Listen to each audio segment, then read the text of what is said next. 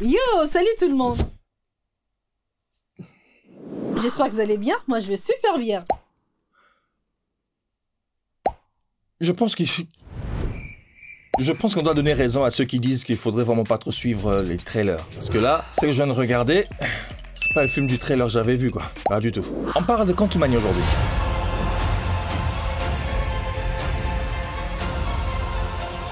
Aujourd'hui, on parle de Quantumania. Quantumania, c'est le nouveau film Marvel qui vient de sortir. On vient à peine de sortir du ciné. J'espère que nos mémoires sont encore assez... C'est quoi? Ah, mon Dieu. Aujourd'hui, je suis pas seul, je suis accompagné de Harris, ma coéquipière du cœur. Et de cette vidéo. Alors je me suis dit que ce serait très intéressant d'avoir l'avis d'une personne qui est vraiment dans ce domaine et aussi avoir la réaction d'une personne qui regarde pas, pour ne pas dire profane, si on peut dire ça. Mais là, au moins on aura deux avis. Quantumania, c'est un film réalisé par Peyton Reed, le même réalisateur qui a réalisé le 1, le 2 et le 3. Ensuite, l'histoire de Scott qui revient après les événements de Endgame. Alors Scott revient, il trouve sa famille et c'est devenu une très belle famille, une chose que je vais essayer de parler après, où je vais essayer de dire le pourquoi je trouve cette famille assez bizarre ou assez compliqué. Mais voilà, il revient en famille, enfin finalement, et il veut passer plus de temps avec sa fille Cassie. Mais il s'avère que sa fille Cassie passe plus de temps avec son grand-père et sa maman. Et tous les trois essayent de comprendre... Elle dit maman. Elle passe plus de temps avec son grand-père, qui est Hank, et sa mère, sa belle-mère, mais qu'elle appelle mère, qui est Hope. Alors, tous les trois, ils prennent le temps d'étudier ou de lancer des signaux dans le monde quantique, si on peut dire ça. Et Scott, lui, qui n'était pas au courant, qui va, d'une manière assez rapide et bref, il va le découvrir. Et puis, tous les trois, rapidement, ils vont essayer de le convaincre, de lui montrer. Et tout ça, c'était fait pour toutes ces trois personnes. C'était fait à l'insu de la grand-maman. Grand-maman qui est Jeannette, bien sûr. Elle avait un grand secret. Elle avait un grand secret qu'elle ne voulait pas partager avec sa famille. Et ce qui fait que toute la famille va se voir aspirer dans le monde quantique. J'allais dire quantum. Dans le monde quantique. Puis, on va finalement faire la connaissance de Kang. Et après, voilà, ils vont réussir à battre Kang. Et puis, comme d'habitude, ils vont revenir dans leur pays. Donc, Kang le conquérant. Ils vont partir dans le monde quantique et puis ils vont revenir finalement dans le temps présent. Donc, en gros, voilà, sans pour autant vouloir spoiler, bien qu'on l'a déjà fait légèrement. Ok, d'accord. À partir de maintenant, on va spoiler le film pour vous qui n'avez pas regardé. Comment tu as trouvé le film? Je trouvais le film très comique. Pourquoi comique? Parce qu'il y avait trop de blagues. Je dirais que c'est un film vraiment pour enfants. Le côté fan que je trouve dans le film, c'est la famille. À chaque fois, ils voulaient se rappeler des moments, bien qu'ils n'étaient pas tout le temps ensemble, mais quand même, il y avait des mots qui restaient dans leur famille, qui faisaient leur force. Et c'est même ces mots-là qui les ont permis plus tard de se retrouver ensemble et de se voir pas tous morts dans le monde quantique, mais plutôt sauvés. Et dans ça, on va conclure que tu as aimé le film ou pas? Je dirais que j'ai aimé après une semaine assez chargée. Moi, j'ai aimé, ça m'a détendu. Ah, c'est vraiment pour toi, c'était pour toi un moment de détente, quoi. Oui. Il n'y avait pas de suspense, non. Oh, ok. Ça m'a détendu. Ok, d'accord. Ça, c'était ton avis. Par mon avis à moi, c'est... j'aime pas le film, désolé. Je n'irai pas très loin. Pourquoi? Parce qu'il y a tellement beaucoup d'incohérences dans ce film. Déjà, le fait que c'est le troisième. Je pense que tu as suivi le 1 et le 2, quand même. Oui. Voilà. Ça, c'est le troisième. Et ils ont essayé d'établir ou de mettre une sorte de logique dans cette histoire, commençant par le premier, le deuxième et le troisième. Entre le 2 et le 3, il y a le film Avengers Endgame au milieu. Alors, je pense même Infinity War, si je me trompe pas. Il y a déjà quelque chose que je trouve assez bizarre, c'est l'écriture du film. La manière dont ils ont écrit le film, comme là si bien dit Harris, on a l'impression d'être dans un film. Moi, j'avais même dit, c'est quoi le film que j'avais cité dans le ciné? Power Ranger. Voilà, c'est comme si on regardait Power Ranger. Alors, je me disais, c'est comme si j'ai regardé Power Ranger avec un peu plus de budget. C'est assez bizarre. J'étais en train de t'expliquer en te disant, dans le film Endgame, on essaie d'expliquer, parce que dans Endgame, ils sont passés par là, dans le monde quantique. Alors là, on nous a expliqué que Scott, normalement, a fait 5 ans. 5 ans, parce qu'il y a eu 5 ans depuis que Thanos nous avait laissé. Avait clapé, avait mis le clap. On a compris. Ok, vous avez compris. Et dans ces 5 ans-là, lui, il n'a passé que 5 minutes dans le monde quantique, ce qui a fait 5 ans dans le monde réel. Mais ce que je comprends pas, c'est la maman qui a fait 30 ans. Jeannette. Parce qu'elle dit qu'elle a fait 30 ans. Si dans le monde quantique, elle a fait 30 ans, donc vous pouvez imaginer si elle a fait combien dans le monde réel? De la société. Non. Plus? Non, 5 minutes dans le monde quantique, 5 minutes, 5 ans. Maintenant, 30 ans là-bas. Donc les gars devaient mourir. Dans la vraie vie, les Scott ne devaient pas exister. Bon, bref, ça c'est Marvel. C'est pas logique. Ça c'est Marvel. Bon, on comprend. Mais la maman qui a vieilli autant, tu as vu la manière dont elle se bat?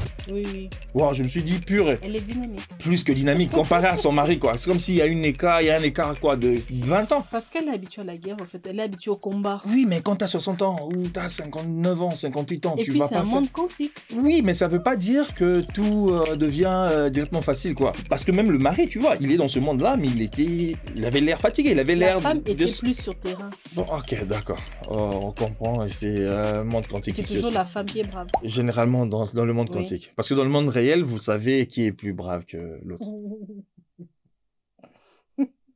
Déjà, quelque chose qui nous a pas aidé dans le ciné, on est allé regarder, c'est l'image était assez bizarre.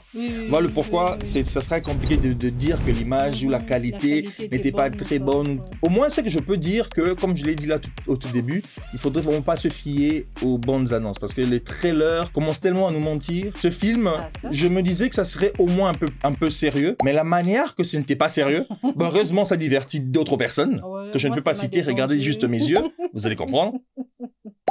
Vous avez compris? Il y a quelque chose qui m'a encore gêné, voilà pourquoi je dis souvent les films Marvel, mais gênent généralement. On ne sait pas avoir de l'empathie avec des acteurs, avec des personnages, je veux dire. Pourquoi? Parce que tu te rends compte la puissance que Kang avait, mais on a l'impression que les acteurs n'avaient même pas peur. C'est vrai que le père, pour protéger Casey, sa fille, c'est vrai que tu vas lui dire des mots d'encouragement et tout ça, mais on a l'impression que c'est facile, que c'est pas grave. Mais c'est ça le but. De dire que c'est pas grave, même pour la fille, de trouver que c'est un jeu. Le but c'était quoi? Qu'elle ne se sente pas comme si elle était seule. Non, qu'elle laisse s'en sortir. D'accord. Elle, oui. Et lui-même, le papa. Il était en confiance, c'est un père. Il devait protéger sa fille. La seule personne qui a essayé, d'une certaine manière, de nous montrer cette peur-là, c'est Janet. Parce qu'elle connaissait Kang. Et eux-mêmes ont aussi vu la puissance de Kang. Mais on sent pas, il y a pas, comme je veux pas dire, il n'y a pas d'intérêt. On a l'impression que dans le film, il n'y a pas d'enjeu, quoi. C'est comme si les personnages... On s'en fout de ce qui se passe. Déjà, le problème vient d'un truc qui n'est pas assez sérieux. Quand je dis que c'est pas assez sérieux, que c'est une erreur. Je sais que ça existe les erreurs. Parce que on peut dire, même si on regarde Avengers 2, l'âge d'Ultron, si Ultron est arrivé, c'est à cause de Stark. Qui veut dire Tony Stark avait créé le démon qui devait les combattre. Mais là, il avait créé pourquoi? Parce qu'il avait eu des visions. En touchant le spectre, la canne ou le bâton de Loki, ça lui a donné des visions. Il commençait à voir quasiment ce qui allait arriver à Endgame, enfin dans le film Civil War. Alors pour ça, il s'est dit, il vaut mieux protéger, il vaut mieux qu'on se crée une sorte de machine pour nous protéger. Donc c'est vrai que c'est cette machine-là qui s'est retournée contre eux, mais au moins c'était logique. Il voulait protéger par rapport à ce qu'il a vu. Ça, c'est l'intérêt ou le but de ce qui, ou la raison de ce qui va arriver après. Même si on est arrivé dans ça, c'est parce qu'une fille voulait s'amuser avec ses parents ou ses grands-parents. Déjà ça, c'est parmi les problèmes que j'ai. On a vu Casey dans le film 1. Dans le film 1 de Ant-Man, Casey avec sa mère, sa vraie mère, et son beau-père. Parce que le père, on sait qu'il était un voleur, tout ce qu'on veut dire. Je me souviens même pas si on a vu Casey dans le film 2 de Ant-Man. Peut-être, ça fait longtemps que j'ai pas regardé, mais j'ai pas trop vraiment d'informations ou de vision sur ça. Mais je sais qu'on a vu Casey dans Endgame. Pourquoi? Quand il est revenu, il a appris que tout le monde était parti il y a 5 ans. En allant voir sa fille, il voit que sa fille a grandi. On n'a jamais vu ses parents. On se dit peut-être que les parents étaient partis aussi après le claquement de doigts de Thanos. Ok, mais après tout le monde est revenu. Mais ce qui est bizarre, d'un coup dans ce troisième film, on voit Casey appeler Hank grand-père, appeler Janet grand-mère, appeler Hope maman. Son père, c'est logique, appeler maman. Donc, on sent que c'est vraiment une famille. Et Hank même appelle Casey sa petite fille. Et pourtant, on connaît la relation entre Hank et Scott. Hank est tellement carré, si on peut dire ça, qu'il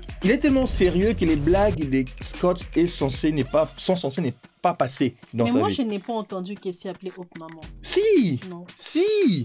Elle a, quand il mangeait, j'ai pas entendu ça. Si, quand il mangeait, elle a appelé maman. Et même en appelant déjà le grand-père. Donc, c'est sa maman. Parce que même le grand-père parlait de sa petite fille. Connaissance, quand Hank, il ne pouvait pas lire le livre de Scott. Même s'il le lisait, il n'aurait pas dit. Donc, on voit à quel point le film, ils ont essayé de faire ce que toi, heureusement pour eux, tu as aimé. Ils ont voulu mettre de l'amour d'une famille. Ils ont voulu montrer cela, mais d'une manière assez... exagéré. Oui, c'est bizarre, parce qu'il n'y en avait pas avant. Avant, on ne nous a même pas montré la Casey savante, essayant de comprendre des choses. Non, on savait déjà que c'est lui qui allait prendre la place. Mais il fallait le build Fallait le but d'une manière logique. Qu'on sente dans le 2 ou peut-être dans le 3, je sais pas, mais qu'on sente... Non, mais directement, elle devient voyeuse, ça c'est dit. Elle est trop intelligente et directement, c'est elle qui crée des signaux. Bon, ok, même la fille de Tony Stark. Mais c'est avec l'aide de son grand-père, elle l'a pas fait seule. Oui, c'était avec l'aide, mais tu peux pas... Mais... Et aussi, elle parlait souvent de sa mère. Si mon grand-père... Sa mère c'est qui? Pas Hope. Si, sa mère... Sa mère biologique. Non. Si. Elle faisait quoi dans le 1? Elle faisait rien, justement. C'est son beau-père qui était policier. La mère dont elle parlait, justement, c'est Hope, parce que Hope fait ça. Et heureusement, tu m'as rejoint. Ben voilà, j'avais raison. C'est Hope qui fait ça. Je pense qu'on va s'arrêter là, parce que sinon, Marvel risque de nous porter prince. On s'est habillé en Marvel. Donc ça veut dire qu'on aime Marvel. Enfin, personnellement, j'aime Marvel. Elle s'en fout, mais elle aime tout. Ce qui est de Marvel. Alors moi, je vous dis, on se voit prochainement. À très bientôt. Ça me vient la vidéo, on en fait ça. Allez, bisous, bye.